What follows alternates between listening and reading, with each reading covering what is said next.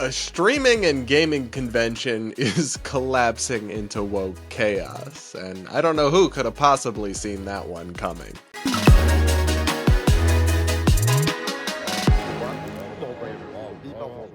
We're gonna break this down, plus so much more, on today's episode of the Brad vs. Everyone podcast, my daily show where we take on the craziest ideas from across the internet and social media, all from an independent perspective. Up first, we're going to check in with the world of Twitch and streaming, as well as video gaming, including professional gaming, which is called esports, because it's going amazing. They just had TwitchCon and a big convention, and some crazy stuff is going down, including a biological male winning the top prize in the women's Fortnite competition that specifically exists to give female gamers an opportunity in such a male-dominated field is now being dominated by a male. Because of course it is. Here's the story from Outkick. Male gamer takes $78,000 top prize in women-only Fortnite championship. Vader, a trans-identifying male streamer, just took home $78,000 after winning the Milk Cup. Now this is not, if you look up Vader, there's a big streamer named Vader. It's not him, it's a different person. But anyway, there's apparently a competitor in professional Fortnite who is a trans woman, and decided to compete in the women's only Milk Cup. Interesting name. I think it's sponsored by a milk company. Anyway, that's just interesting to me because it's not like they just have men's and women's for these gaming competitions. They have open and then women's. So this person, Vader, could have just competed in the open. They wouldn't have had to invalidate their gender or whatever. They could have just competed in that, and there wouldn't have been any issue, but they decided to go into the women's tournament, which is supposed to give females an opportunity, even though they're not in fact female.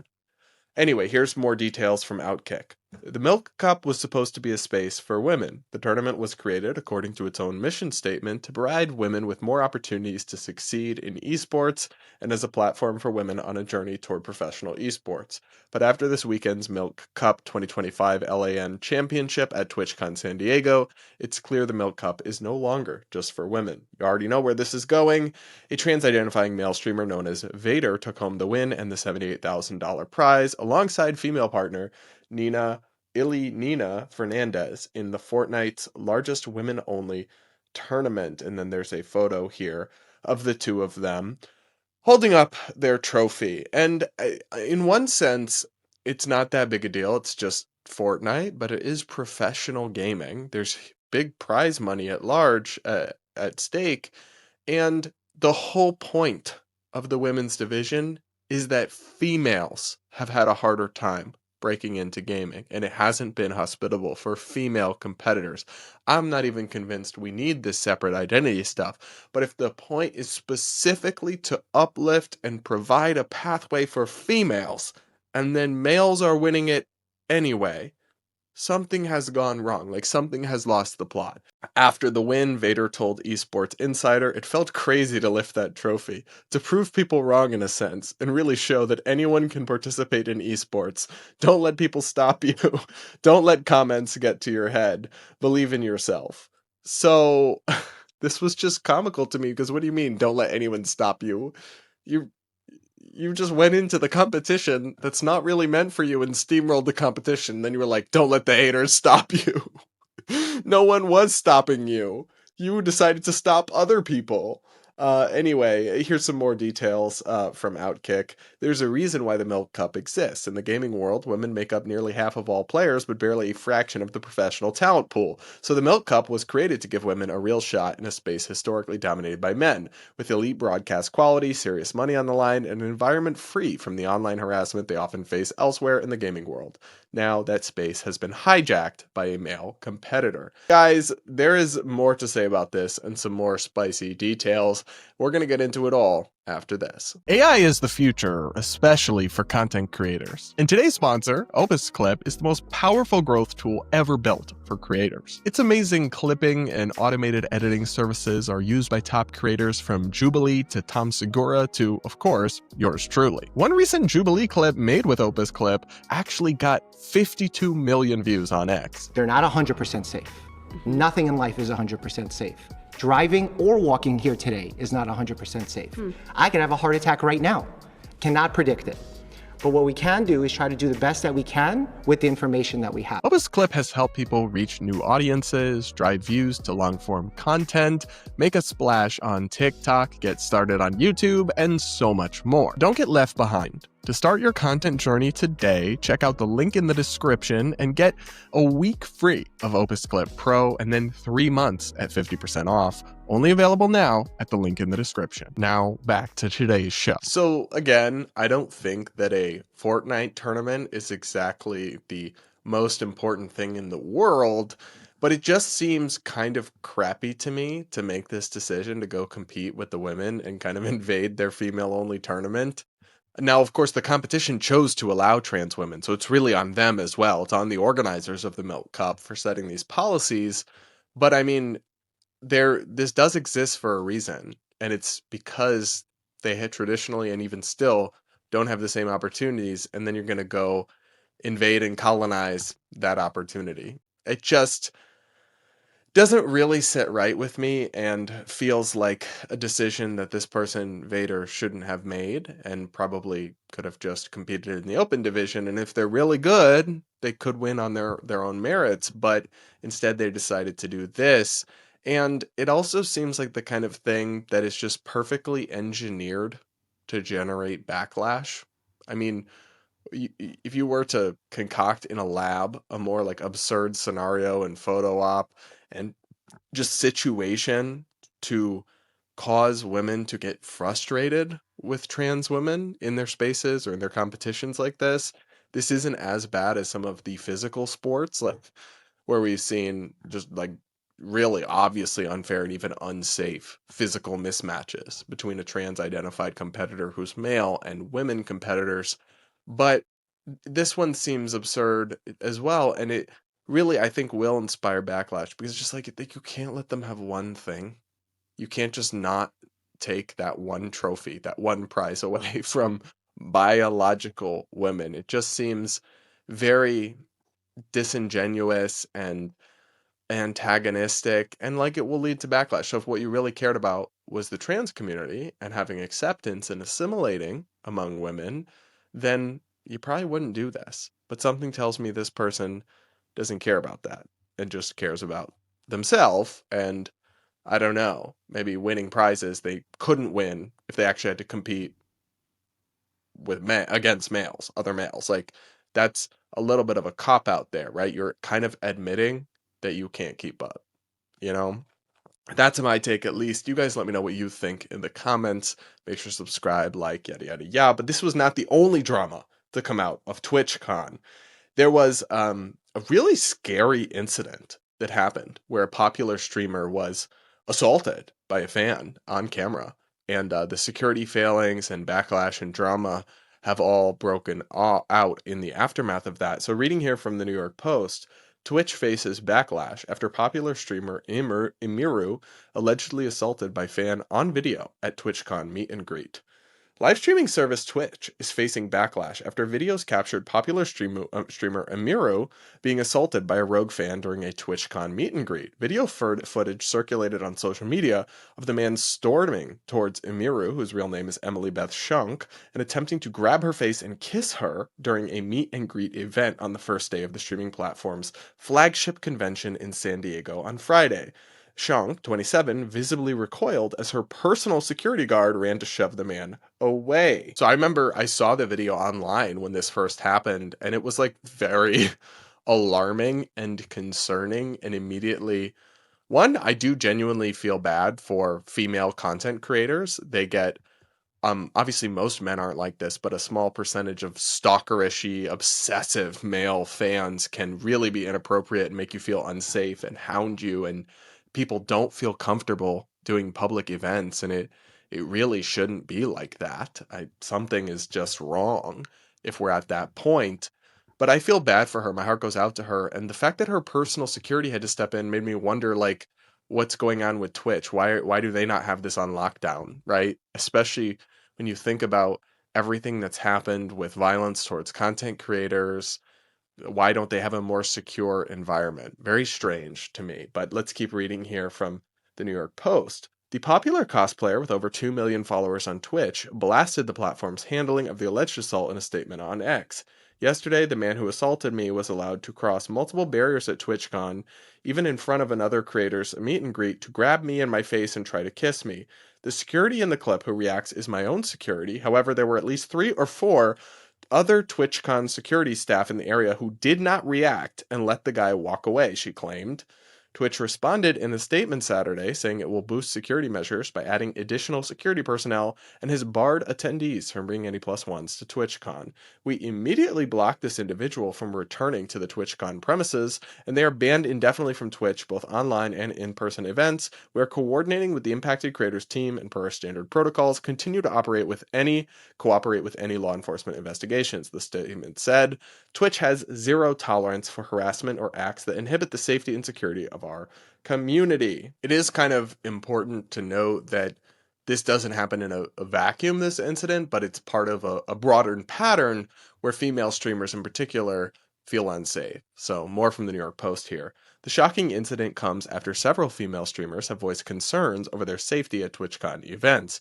Many of their concerns have been elevated over the murder of a Japanese streamer, Eri Seto, who was stabbed to death in March by a follower on a Tokyo street, the New York Times reported. Seto, 22, had been filming herself making a circuit of major train stations when Kenji Takano, 42, allegedly ambushed her and stabbed her in the head, neck, and torso on a busy street. I don't feel irrational about it. I feel very scared, one streamer, QT Cinderella, said on a podcast episode last month. Honestly, my heart goes out to all of these women. They should not be subjected to all of this, and their fear seems pretty reasonable to me, which is why the lack of proper security at the TwitchCon event seems inexcusable to me. Frankly, she could probably sue them, and maybe she should. I don't know. But yeah, multiple content creators, including Hassan Piker, actually, who I've criticized a lot, said they wouldn't be going to TwitchCon because they didn't feel safe. And while I criticize Hassan for a lot of things, that one I don't blame him. I would also, I don't feel safe to appear in public, and I'm like 1/100th as important or relevant as Hassan Piker.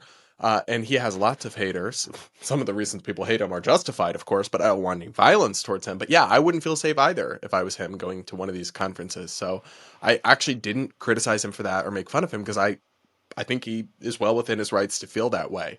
Now, the reason this is turning into a bit of a controversy online is also because of the way that the CEO of Twitch, Dan Clancy, is handling it. Take a listen to this clip of him speaking to the journalist Taylor Lorenz about the incident. Obviously, we saw one Twitch streamer yesterday, Emiru, get assaulted by a male fan, and a lot of streamers have, especially female streamers, have talked about, the danger that they feel from these sort of toxic, parasocial kind of creeps. What are you guys doing to prioritize safety? Because I know also a bunch of Twitch content creators said that they were too scared to even come to TwitchCon this year, just in case something like what happened yesterday would happen. The safety of our creators is a top priority. The challenge we face is a challenge in today's society. It's not limited to Twitch. It extends throughout our society. I do think that when you're live streaming, in many ways, since you control your community and you can ban people, you can make it so that those people that you don't want engaging with you and participating with you aren't there. Okay, it's very different. When I use other short form content and people say all sorts of stuff, well, I can't stop that. But when I live stream, they basically don't bother me. Now, what happened yesterday obviously was something that we care deeply about, securing this environment. We're looking very closely at everything that happened there, and I care deeply about Emmy. She's a friend of mine, and so I want to see how we can support her. This is just something we have to keep working on. I think everyone identifies our tools in terms of trust and safety as the leaders in the industry about helping creators, but that means there's always more work to be done because that's the world we live in now. Demi had posted earlier today that I guess this fan was allowed to cross multiple barriers at TwitchCon. Why should streamers trust Twitch to keep them safe at TwitchCon? Because I feel like simultaneously this has been such a secure event to the point that even journalists have had struggled. It is very secure, but here's this man that just walks up and is somehow able to bypass all these things. So why should they trust the platform when slip-ups or, issues like this have happened? Well, I mean, as you know, I think you toured some of what we do in terms of security. The reality is, even as you do a lot in terms of security in today's world, there are challenges that can present themselves, especially when someone is putting themselves out there, right? And so, we try to work very closely with each creator about what they want to do and what works for them. So, yikes is all I would say. I don't know a lot about this guy, but his PR people are probably pulling their hair out at this statement. It is not a great look to immediately kind of victim blame the creators and start talking about how they should cultivate a better community. And you're asked like, well, what about this terrible assault? And it's like, well, streamers really have the ability to cultivate a better community, so they should really be doing that. But of course, this is bad, and we don't. I mean, that's not really appropriate after somebody was just assaulted. And it's also not really true in that they can ban people who act up, sure, and have moderators in their chats, but a crazy person might not be sending crazy messages. They might just be watching and becoming obsessed and then do something. There's no way to prevent that. And anybody who's reaching millions of people like this, I don't agree that the onus is on them to make sure freaks don't find them or become obsessed with them. And then I do think he has also, I can't get over Taylor Lorenz wearing the mask, and oh my gosh, she's a basket case. But anyway, the second part of this where they talk about the security, he's also like, he again makes this point of like, well, these creators, they want to put themselves out there. Dude, stop saying that. Like, it's not their fault. And people manage to have events with big famous people all the time that are secure. And if you can't handle it and you can't do a good job at it, maybe you need to put someone in charge of that who can. I don't know. If your biggest streamers on Twitch, like Hassan, don't feel comfortable going to TwitchCon and you can't assuage their concerns with security, that's actually pretty bad. It's something you should be trying to address, not kind of shrugging and just say, well, life is like that these days. I don't know. This guy is a very polarizing figure. People really seem to hate him, Dan Clancy, and I think many of the criticisms of him are well warranted, given the approach he's taken to like Hassan's calls for violence and other things. But even on this one, I don't exactly think he's covering himself in glory. And I think it's sad that TwitchCon descended into such absurdity, chaos, and danger, really. But it is what it is, and that's my take on it. What do you guys think? Let me know in the comments. Make sure to subscribe, comment, yada, yada, yada. Remember, you can send in your voicemails for my Voicemail Friday episodes linked in the description, where I react to, on Fridays, your voicemails with your woke horror stories. I give you advice on your personal scenarios, and I answer any questions you guys have for me. The link to send in one of those is in the description. Okay, guys, up next, we're going to talk about another truly bizarre story from social media, because y'all simply don't know how to act even a little bit normal. Like, y'all really are just out here crazy and wild on these platforms, particularly TikTok and also X. But on X, it's more of the far right crazies. And that's who we're going to talk about today, because a bunch of right-wing people on Twitter and X actually got together to call for the deportation of liberal TikToker Harry Sisson, who you'll probably know. You'll recognize his face or his voice. I'll insert a video of him here doing his usual shtick, but he is kind of a Democratic talking head or TikTok personality. Nice guy. I don't agree with him on very much, but nice enough guy. Anyway, here's a video of him. Donald Trump just got caught on a hot mic engaging in some casual corruption. Well, apparently on X, they've decided that he should be deported because they don't like his takes, I guess. And this wasn't just a couple people. It was literally trending. So I'll read you the post that kicked it off from somebody named Mr. Star Spangled MAGA. Harry Sisson has only lived in America for 5 years. Yes, you heard that right. He was born in Singapore. I want every MAGA account on X that is currently active to comment, "Deport Harry Sisson" on this post. Let's get it trending. That tweet has 1 million views. Gunther Eagleman, who's another big MAGA X account, said, "Deport Harry Sisson, make America great again." And then Harry shared this and pointed out that it actually was trending at #1 in politics on Twitter. He writes, "So, Deport Harry Sisson is now trending #1 on this app. I'm an American citizen by birth. I'm also more American than any of these MAGA freaks who support the traitorous felon in the Oval Office." So he knows what he's doing here. I like Harry as a person, but he knows that he is he's poking the bear. He's trying to rile these people up. He enjoys it. So they genuinely want him deported, and the only thing that I can see for their justification is they just don't like his commentary. Nobody's alleging, as far as I can tell, that he's like committed some crime or something.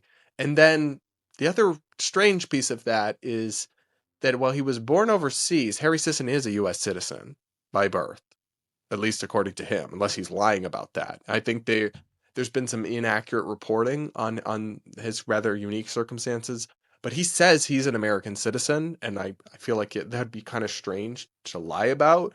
Anyway, let's listen to his response video real quick that he put out addressing this controversy, which again, guys, trended at #1 in politics on Twitter. That's kind of a big deal. It's not like just a couple of posts. Let's listen to his video. So I was scrolling on Twitter last night, and you can imagine my surprise when I stumbled across this. Deport Harry Sisson, me, was trending #1 in politics, and I had no idea where this came from. I had no idea why MAGA was focusing on this right now. And then I decided to check again today when I woke up, and it was #10 on trending across the entire platform, 29,000 posts. And I read some of them, and it's because MAGA believes that I'm not an American citizen. So I'm going to take this opportunity to tell you about my life because I haven't done that in a while. So this is for Wikipedia, who has it wrong on their website right now, and this is for the amazing viewers at home who may not know much about me. So, fun fact, I was born in Singapore. Yes, Singapore. The only reason I was born there is because my American parents were working there. And so by birth, I was an American citizen. And if the MAGA fans don't believe me, just read the law, read the Constitution. I don't care. Go over into your corner and scream about it. And I lived in Singapore for less than a year, around 8 months. And then I moved to Dubai, where I lived for 5 years. And keep in mind, I don't remember any of this, maybe a few things from Dubai, but other than that, I was a little kid, so obviously. And also important to point out, I was going to the United States every summer after the school year to visit family and friends because whether MAGA likes it or not,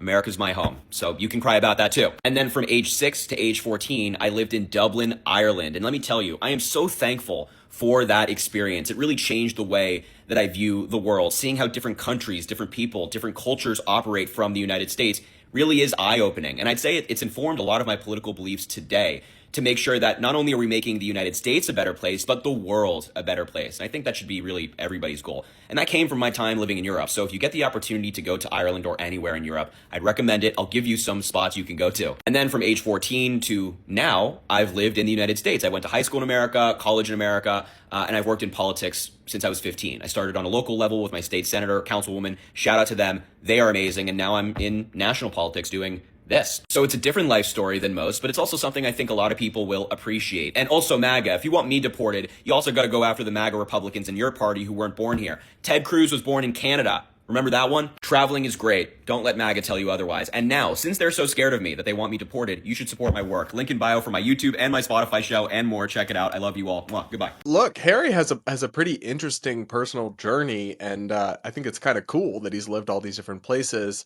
To me, it doesn't make him more or less correct or incorrect about his takes on Trump or the Democratic Party or anything else.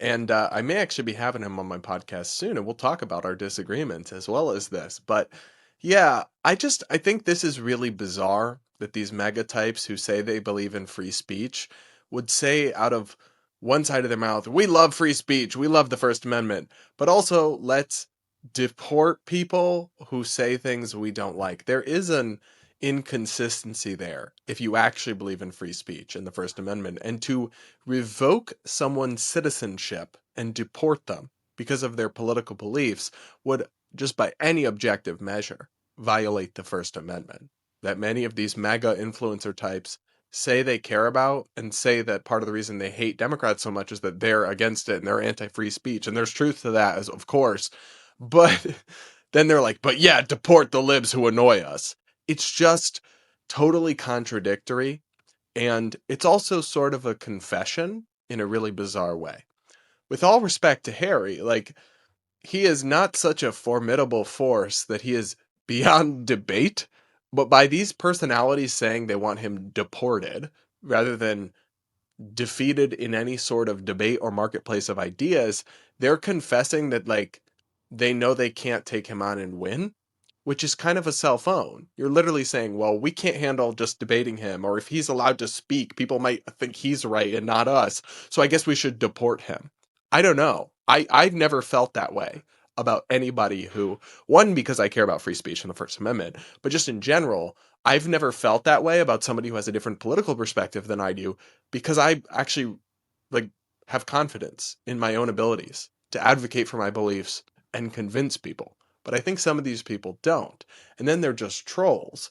I think that's the other aspect here. Is there's just an element of trolling here as well, which is quite something. And oh, wow. But the other thing is it is kind of unhinged that this is trending to deport a random libbed out TikToker because they don't like his politics or whatever. And you have these huge mega accounts with millions of followers hopping in on this trend. But then what's funny about this to me is that you don't you don't understand. This is when they do stuff like this is a gift to Harry Sisson. His videos talking about this drama on TikTok have millions of views, making him thousands of dollars. I'm sure he's gotten a huge flood of subscribers to his YouTube and his Spotify and everything else. I'm sure he's gotten interview requests, media opportunities. When you behave in this kind of unhinged way towards a liberal or a progressive that you dislike, even from it's just immoral, right? It's unprincipled, it's wrong. But even just from a pragmatic perspective, it is so self-defeating because it helps them. This is how I remember when Anna Navarro snapped at me on CNN and said, "For you as a white man," right? And I called her out and was like, "Whoa, that's racist," to dismiss my opinion for being white. My one some family members close to me who aren't super political were very horrified by this. And we're like, how could she treat you like that? That's so terrible. And I said, no, you don't understand. She just gave me a gift, right? That clip's going to go viral. I'm going to get a lot of free PR, free publicity. And I don't care what she thinks anyway. So my feelings are not hurt. And she actually just helped me. That's kind of what I think about this mega hate for Harry Sisson. But that doesn't make it right. Just because, honestly, it will work out for him in the end. Like, it will rebound to his benefit. These people still need to get a grip.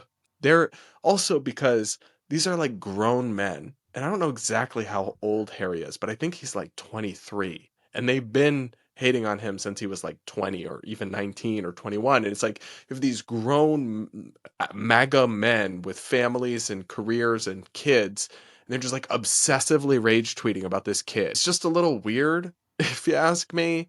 And again, it really frustrates me how quickly so many of these people just throw free speech, throw First Amendment out the window as soon as it comes to someone they particularly dislike or disagree with. If you have double standards, you don't have any standards at all. That's my message, and I'm sticking to it. But what do you guys think? Let me know in the comments. Especially if you're a fan of Harry or a hater of Harry, can you at least agree that he should not be deported? Let me know in the comments. Make sure to subscribe, like, comment, yada, yada, yada. Send in your voicemails for our Voicemail Friday episodes. Remember to rate and review the podcast if you're listening on audio podcasts. And with that, guys, we'll talk again real soon.